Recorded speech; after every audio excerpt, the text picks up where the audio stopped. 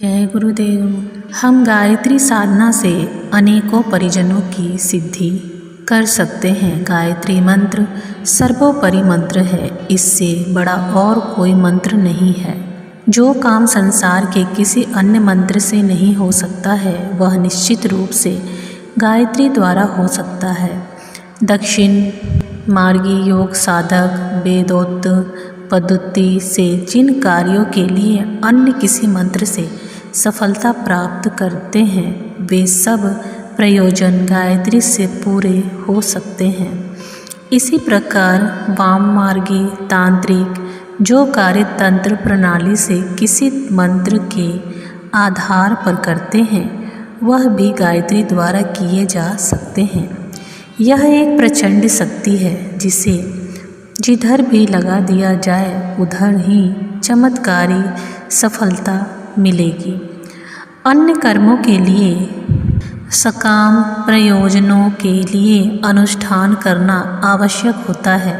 1.25 लाख का पूर्ण अनुष्ठान, 24,000 का आंशिक अनुष्ठान अपनी अपनी मर्यादा के अनुसार फल देते हैं।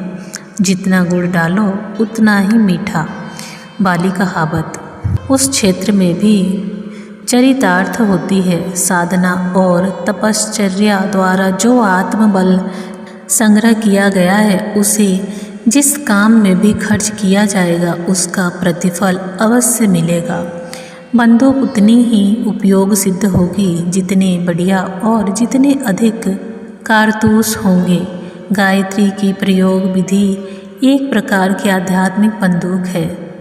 तपश्चर्या या साधना द्वारा संग्रह की हुई आत्मिक शक्ति कारतूसों की पेटी है। दोनों में मिलने से ही निशाने को मार गिराना जा सकता है। कोई व्यक्ति प्रयोग विधि जानना हो पर उसके पास साधन बल न हो, तो ऐसा ही परिणाम होगा जैसा खाली बंदूक का घोड़ा बार बार चटका कर कोई यह आशा करे कि अचूक निशाना लगेगा। किसी प्रकार जिसके पास तपोबल है पर उनका काम प्रयोजन के लिए विधिवत प्रयोग करना नहीं जानते, वे कैसे वैसे हैं जैसे कोई कारसूत की पोटली बांधे फिरे। उन्हें हाथ से फेंक फेंक कर शत्रुओं की सेना का संहार करना चाहे, यह शास्त्रबद्ध तरीके हैं। आत्मबल संचय करने के लिए जितनी अधिक साधनाएं की जाए उतना ही अच्छा है। 5 प्रकार के साधक गायत्री सिद्धि समझते जाते हैं। 1. लगातार 12 वर्ष तक कम से कम 1 माला नित्य जप किया जाए। 2. गायत्री ब्रह्म संध्या को 9 वर्ष तक किया जाए। 3. ब्रह्मचर्य पूर्वक 5 वर्ष तक 1000 मंत्र जपे हो। 4. 24 लक्ष्य गायत्री का अनुष्ठान किया हो। 5 वर्ष तक विशेष गायत्री जप किया हो। जो व्यक्ति इन साधनाओं में से कम 1 या 1 से अधिक का तप पूरा कर चुका हो, वे गायत्री मंत्र का काम्य कर्म में प्रयोग करके सफलता प्राप्त कर सकते हैं। 24,000 वाले अनुष्ठानों की पूंजी उनके पास है। वे भी अपनी अपनी पूंजी के अनुसार एक ही सीमा तक सफल हो सकते हैं। कई बार मनुष्य के सामने ऐसी सामायिक कठिनाइयाँ आ खड़ी होती है जिनका निराकरण करने के लिए विशेष मनोबल की आवश्यकता पड़ती है, जिसमें न्यूनतम रहे तो मनुष्य घबराता है और उस घबराहट के कारण उत्पन्न मानसिक अस्त व्यस्त अन्य नई नई कठिनाइयाँ उत्पन्न करती है। कहा जाता है कि विपत्ति अकेली नहीं आती, अपने साथ और भी अनेकों संकट लाती है। मनोबल के अभाव में कठिनाइयों के समय घबराहट होती है। उसी से चिंता, निराश, कतरता जैसी अनेकों असंतुलन की छटाएं उमड़ पड़ती है। सफलता सामने के सामान्य कार्य भी गड़बड़ाने लगते हैं। इसी प्रकार प्रस्तुतः बड़ी विपत्तियों की नई सहेलियाँ भी आ धमकती है और मनुष्य बुरी तरह विपत्तियों के कुचक्र में फंस जाता है। विपत्ति से उबरने के लिए साथियों के सहयोग की आवश्यकता पड़ती है। इससे भी अधिक सहायता उन घड़ियों में आंतरिक सहायता से मिलती है। मन को संतुलित रखा जा सके, विपत्ति का सही मूल्यांकन बन पड़े और उबरने के उपायों को दूरदर्शिता के आधार पर खोजा जा सके तो प्रतीत होगा कि संकट उतना बड़ा नहीं था जितना कि समझा गया। बड़ा भी हो तो भी विवेक एवं साहस के बल पर प्रबल पुरुषार्थ करके हर कठिनाइयों से जूझना और उसका हल निकालना बहुत ही संभव हो सकता है। कोई विपत्ति न टले तो उसे हंसते हंसते सहन कर लेने का मतलब भी एक बहुत बड़ी बात है। इन्हीं आंतरिक विशिष्टताओं के आधार पर विपत्तियों से बच निकलना, परास्त करना एवं सरलतापूर्वक सहन कर सकना संभव होता है। इसी दूरदर्शी मनोबल को दैवी सहायता समझा जा सकता है। गायत्री उपासना के कुछ विशेष विधान ऐसे हैं जिनके आधार पर विशेष प्रकार की विपत्तियों के अनुरूप विशेष प्रकार का मनोबल प्राप्त होता है। सूझबूझ उत्पन्न होती है, आत्मबल बढ़ता है, अप्रत्याशित सहायता मिलती है और पर्वत जैसा संकट राई बन कर सहज ही बिन बरसी घटा की तरह उतर जाता है। आइए कुछ खास गायत्री के प्रयोग की विधियाँ जानते हैं। रोग निवारण, स्वयं रोगी होने पर जिस स्थिति में भी रहना पड़े उसी में मन ही मन गायत्री का जप करना चाहिए। एक मंत्र समाप्त होने और दूसरा आरंभ होने के बीच में एक बीज मंत्र का संपुट भी लगाते रहना चाहिए। सर्दी प्रधान कफ रोगों के लिए ऐम बीज का मंत्र, गर्मी प्रधान पित्त रोगों के लिए ऐम, अपच एवं विष तथा वात रोगों के लिए हुम बीज मंत्र का प्रयोग करना चाहिए। निरोग रहने के लिए वृषभ, वाहिनी, हरित वस्त्र, गायत्री का ध्यान करना चाहिए। दूसरों को निरोग करने के लिए भी इन्हीं बीज मंत्रों का और इसी ध्यान का प्रयोग करना चाहिए। रोगी के पीड़ित अंगों पर उपयुक्त ध्यान और तप करते हुए हाथ फेरना, जल अभिमंत्रित करके रोगी पर मार्जन देना एवं छिड़कना चाहिए। इसी स्थितियों में तुलसी पत्र और काली मिर्च गंगा जल के अंदर पीसकर दवा के रूप में मिला देना चाहिए। यह सब उपचार ऐसे हैं जो किसी भी रोगी पर दिए जाए उसे लाभ पहुँचाए बिना ना रह पाएगा। दूसरा विष निवारण, जैसे सर्प, बिच्छू, वर्क, तितैया, मधुमक्खी और जहरीले जीवों के काट लेने पर बड़ी पीड़ा होती है। साथ ही शरीर में विष फैलने से मृत्यु हो जाने की संभावना रहती है। इस प्रकार की दुर्घटनाएं घटित होने पर गायत्री शक्ति द्वारा उपचार किया जा सकता है। पीपल वृक्ष की समाधियों से विविध हवन करके उसकी भस्म को सुरक्षित कर लेना चाहिए। अपनी नासिका का जो स्वर चल रहा है उसी हाथ पर थोड़ी सी भस्म रखकर उससे दूसरे हाथ में उसे अभिमंत्रित करना चले और बीच में हुम बीज मंत्र का संपुट लगावे तथा रक्तवर्ण अश्वरूढ़ा गायत्री का ध्यान करता हुआ उस भस्म को विषैले कीड़े के काटे हुए स्थान पर 2-4 मिनट मसले। पीड़ा को जादू के समान आराम होता है। सर्प के काटे हुए स्थान पर रक्त चंदन से किए हुए हवन की भस्म मलनी चाहिए और अभिमंत्रित करके घृत पिलाना चाहिए। पीली सरसों अभिमंत्रित करके उसे पीसकर 10 इंद्रियों के द्वार पर थोड़ा थोड़ा लगा देना चाहिए। ऐसा करने से सर्प विष दूर हो जाता है।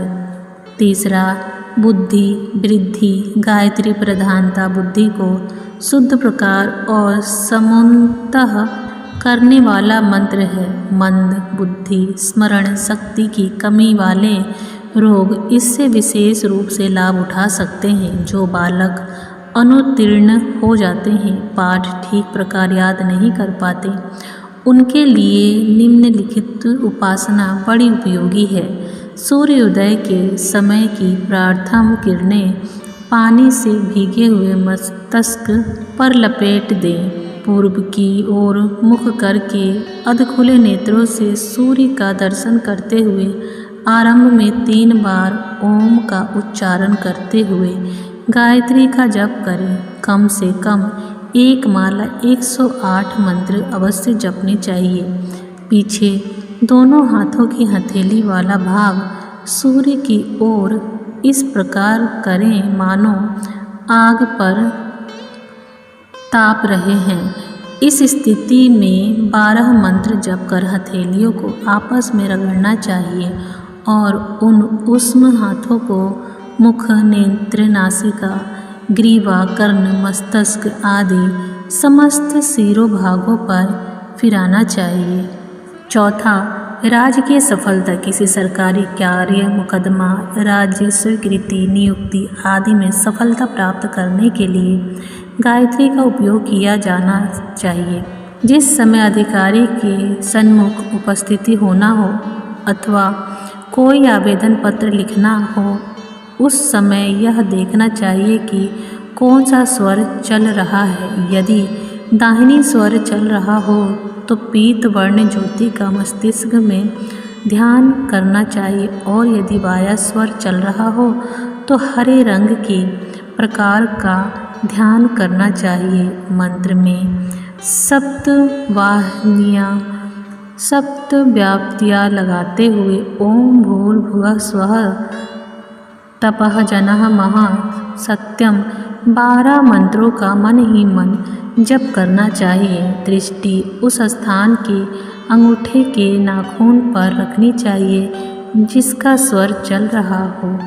भगवती की मानसिक आराधना प्रार्थना करते हुए राजद्वार में प्रवेश करने की सफलता मिलती है।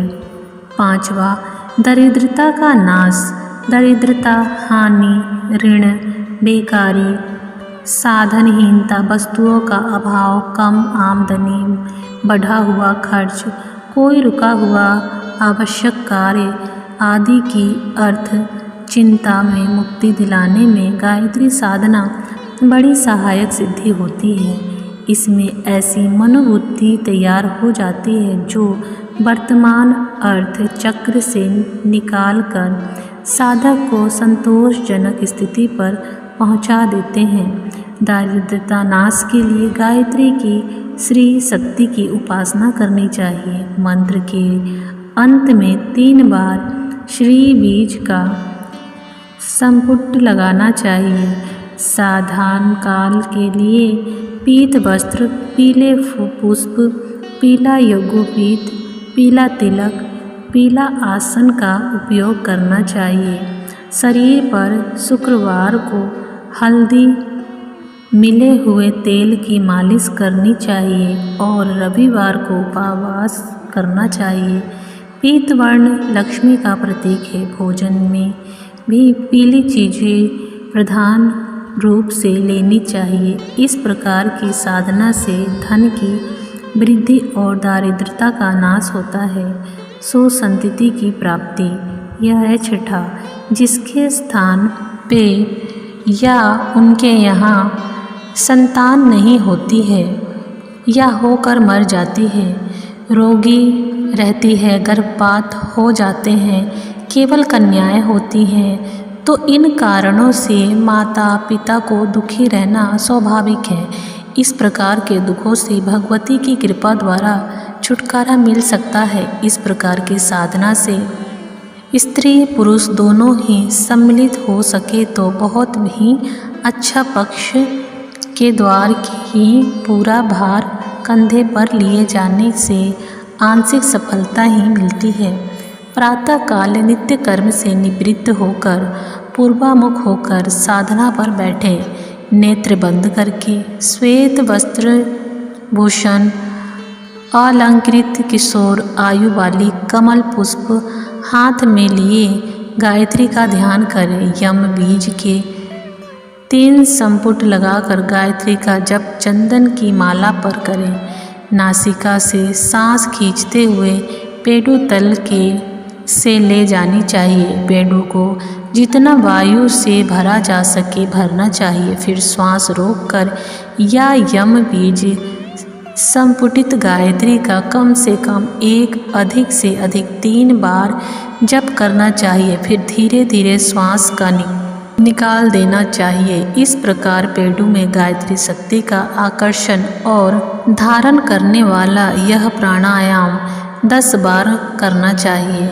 तदंतर अपने वीर्य कोश या गर्भाशय में शुभ वीर्य ज्योति का ध्यान करना चाहिए। यह साधन स्वास्थ्य, सुंदर, तेजस्वी, गुणवान, बुद्धिवान संतान उत्पन्न करने के लिए है। इस साधन के दिनों में प्रत्येक रविवार को चावल, दूध, दही आदि स्वीत वस्तुओं का भी भोजन करना चाहिए। 7वां, शत्रुओं का संहार। द्वेष, कलह, मुकदमाबाजी, मनमुटाव को दूर करना और अत्याचारी, अन्यायी, अकारण आक्रमण करने वाली मनोवृत्ति का संहार करना। आत्मा तथा समाज में शांति रखने के लिए 4 क्लीन बीज मंत्रों का संपुट समेत रक्त चंदन की माला से पश्चिमामुख होकर गायत्री का जप करना चाहिए। जप काल में सिर पर यज्ञ भस्म का तिलक लगाना तथा ऊन का आसन बिछाना चाहिए।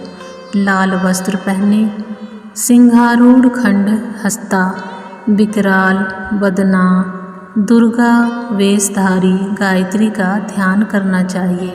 जिन व्यक्तियों का द्वेष, दुर्भाव निवारण करना हो उनका नाम पीपल के पत्ते पर रक्त चंदन की स्याही और अनार की कलम द्वारा लिखना चाहिए। इस पत्ते को उल्टा रखकर प्रत्येक मंत्र के बाद जल पात्र में से एक छोटी चमची भर के जल लेकर उस पत्ते पर डालना चाहिए। इस प्रकार 108 मंत्र नित्य जपने चाहिए। इससे शत्रु के स्वभाव का परिवर्तन होता है और उसी द्वेष करने की बुद्धि बदल जाती है। 8वां, भूत बाद का शांति। कुछ मनोवैज्ञानिक कारणों, सांस्कारिक विकृतियों तथा प्रेत आत्माओं के कोप से कई बार भूत बाधा के उपद्रव होने लगते हैं। कोई व्यक्ति उन्मादियों जैसी चेष्टा करने लगता है। उसके मस्तिष्क पर कोई दूसरी आत्मा का अधिपत्य दृष्टिगोचर होता है। इसके अतिरिक्त कोई मनुष्य या पशु ऐसी विचित्र दशा का रोगी होता है जैसा कि साधारण रोगों में नहीं होता। भयानक आकृतियाँ दिखाई पड़ता। अदृश्य मनुष्यों द्वारा ही जाने वाली क्रियाओं का देखा जाना भूत बाधा की लक्षण है, जिसके लिए गायत्री हवन सर्वश्रेष्ठ है। सतोगुणी हवन सामग्री से विधि पूर्वक यज्ञ करना चाहिए और रोगी को उसके निकट बिठा देना चाहिए। हवन की अग्नि में तपाया हुआ जल रोगी को पिलाना चाहिए।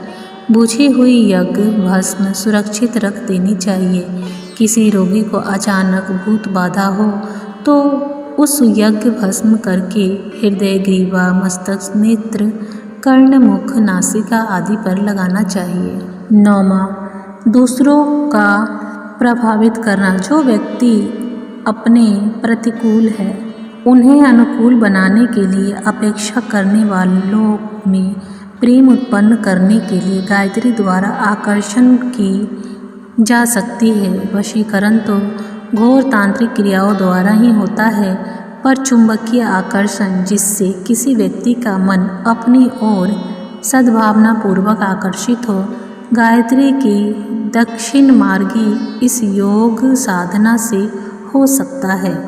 गायत्री का जप 3 प्रणव लगाकर जपना चाहिए और ऐसा ध्यान करना चाहिए कि अपनी त्रिकुटी मस्तिष्क का मध्य भाग में एक नील वर्ण विद्युत तेज की रस्सी जैसी शक्ति निकलकर उस व्यक्ति तक पहुंचती है जिसे आपको आकर्षित करना है और उसके चारों ओर अनेक लपेट मारकर लिपट जाती है। इस प्रकार लिपटा हुआ वह व्यक्ति अर्धनिद्रित अवस्था में धीरे धीरे खींचता चला जाता है और अनुकूलता की प्रसन्न मुद्रा करके चेहरे पर छाई हुई आकर्षण के लिए यह ध्यान बड़ा प्रभावशाली है।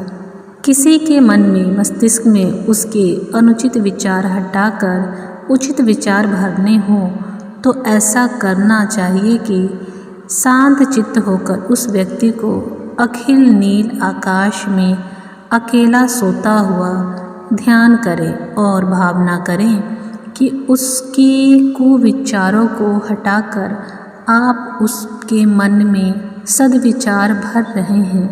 इस ध्यान साधना से समय से साधना के समय अपना शरीर भी बिल्कुल स्थिर और नील वस्त्र से ढका हुआ होना चाहिए। 10वां रक्षा कवच। किसी शुभ दिन उपवास रखकर केसर, कस्तूरी, जावित्री, गोरोचन इन 5 चीज़ों में को मिश्रण की स्याही बनाकर अनार की कलम से 5 प्रणव संयुक्त गायत्री मंत्र बिना पालिश किए हुए कागज या भोजपत्र पर लिखना चाहिए। यह कवच चांदी के ताबीज में बंद करके जिस किसी को धारण कराया जाए उसकी 100 प्रकार की रक्षा करता है। रोग, कलाल, मृत्यु, शत्रु, चोर, हानि, बुरे दिन, कलह, भय, राजदंड, भूत, प्रेत, अविचार आदि से यह कवच रक्षा करता है। इसके प्राप्त और प्रभाव से शारीरिक, आर्थिक और मानसिक सुख साधनों के आगमन होती है और इसमें वृद्धि होती है। 11वां प्रसूति कष्ट निवारण। कांसे की थाली में उपयुक्त प्रकार से गायत्री मंत्र लिखकर उसे प्रसव कष्ट से पीड़ित प्रसूता को दिखाया जाए और फिर पानी में घोलकर उसे पिला दिया जाए तो कष्ट दूर होकर सुखपूर्वक शीघ्र प्रसव हो जाता है। 12वां बुरे मुहूर्त और शकुनों का परिहार। कभी कभी ऐसे अवसर आते हैं कि कोई कार्य करना है या नहीं किया जाना है, पर उस समय कोई शकुन या मुहूर्त ऐसे उपस्थिति हो रहे हो जिसके कारण आगे कदम बढ़ाते हुए झिझक होती है। ऐसे अवसरों पर गायत्री की माला जपते के पश्चात कार्य आरंभ किया जा सकता है। इससे सारे अनिष्टों का, आशंकाओं का समाधान हो जाता है और किसी अनिष्ट की संभावना नहीं रहती।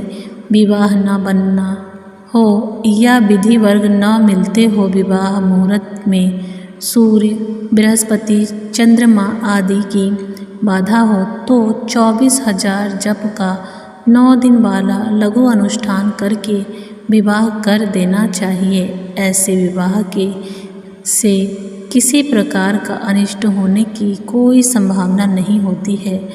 वह सब प्रकार शुद्ध और ज्योतिष समस्त विवाह के समान ही ठीक माना जाता है। 13वां बुरे स्वप्नों के फल का नाश। रात्रि या दिन में सोने से कभी कभी कई बार ऐसे भयंकर स्वप्न दिखाई पड़ते हैं जिससे स्वप्न काल में भी बड़ा त्रास और दुख मिलता है एवं जागने पर भी उनका स्मरण करके दिल धड़कता है। ऐसे स्वप्न किसी अनिष्ट की आशंका का संकेत करते हैं। जब ऐसे स्वप्न किसी को हो तो 1 सप्ताह तक प्रतिदिन 10-10 मालाएं गायत्री जप करना चाहिए और गायत्री का पूजन करना या कराना चाहिए। गायत्री सहस्त्र नाम या गायत्री चालीसा का पाठ भी दुष्प्रभावों के प्रभाव को नष्ट करने वाला है। उपयुक्त पंक्तियों में कुछ थोड़े से प्रयोग और उपचारों का अभ्यास कराया गया है। अनेक विषयों में अनेक विधियों से गायत्री का जो उपयोग हो सकता है उसका वर्णन बहुत विस्तृत है। इससे तो स्वयं अनुभव करके ही जाना जा सकता है। गायत्री की महिमा अपार है। वह कामधेनु है। गायत्री साधना उपासना करने वाला कभी भी निराश नहीं लौटता।